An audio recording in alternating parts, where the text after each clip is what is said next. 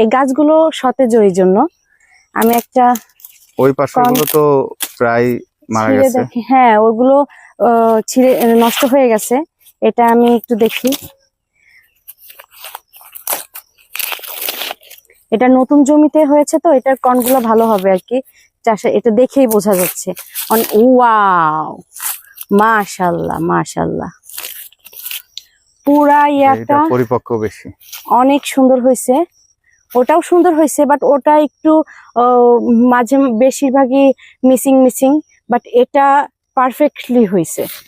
দেখেন কত সুন্দর, একদম গাছ থেকে ছিঁড়লাম ভুট্টা। তোমার ওই ওই পাশেগুলোর চেয়ে তো এটা মনে হয় বেশি ভালো, তাই না?